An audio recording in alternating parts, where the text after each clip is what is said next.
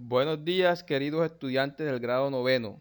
En el día de hoy trabajaremos el tema la nueva Constitución Política de Colombia y las comunidades indígenas.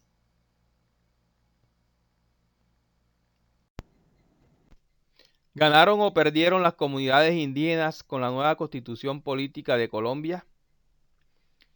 Las respuestas pueden ser tan variadas como la misma diversidad étnica y cultural que respeta la Carta Magna.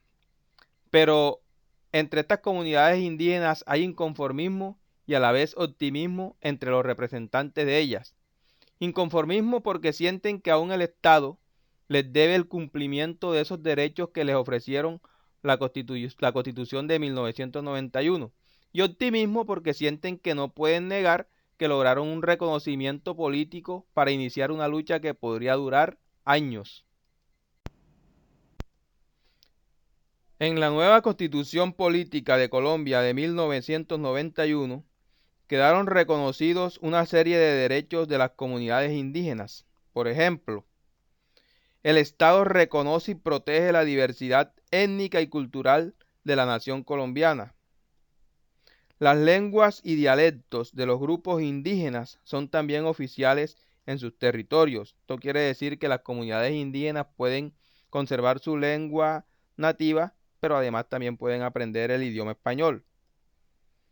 Las tierras comunales de grupos étnicos y las tierras de resguardo son inalienables, imprescriptibles e inembargables, es decir, que son tierras que no se pueden ceder, no pierden validez y tampoco se pueden vender ni embargar.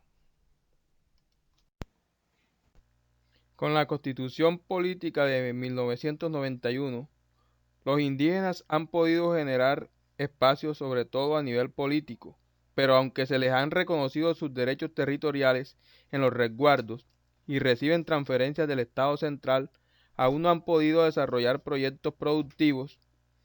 Los indígenas poseen derechos colectivos sobre la tierra, pero no han podido conseguir créditos bancarios porque sus fincas no pueden ser hipotecadas y los bancos exigen una garantía que respalde el crédito.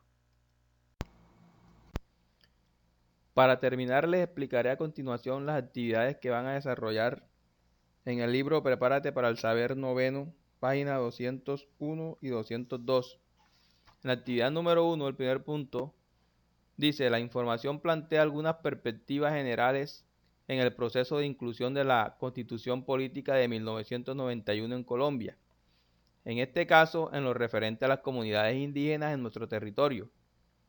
Organicen el siguiente cuadro las principales ventajas y desventajas que se plantean para los indígenas según lo que recoge el texto. Es decir, en el siguiente cuadro van a escribir las ventajas y las desventajas que plantea la Constitución Política de Colombia para los indígenas. Segundo, la Constitución de 1886 privilegiaba los derechos colectivos sobre los individuales. Por eso obedecía más a la figura de un Estado representativo.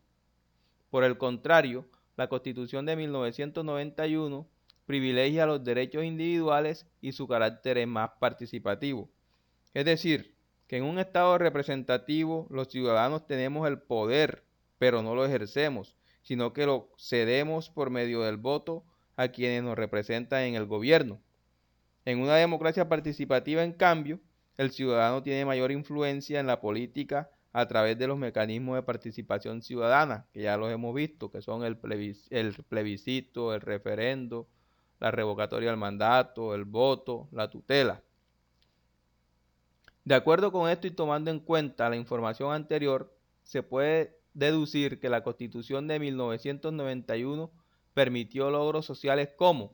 Entonces la pregunta aquí sería, ¿qué logros sociales permitió la Constitución Política de 1991?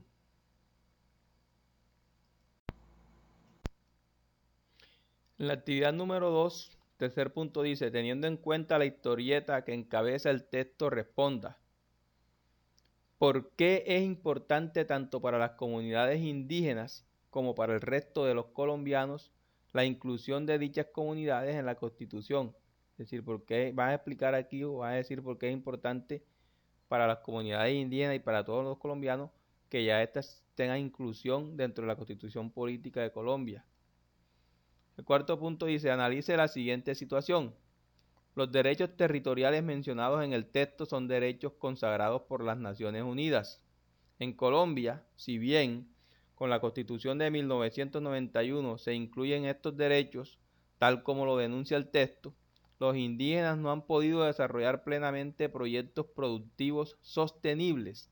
Luego, ¿qué consecuencias tendrá esto para el libre desarrollo de las comunidades indígenas? Es la respuesta en el cuarto punto. Está preguntándoles qué consecuencias tendría para las comunidades indígenas el que no hayan podido desarrollar o hacer o llevar a cabo proyectos productivos sostenibles.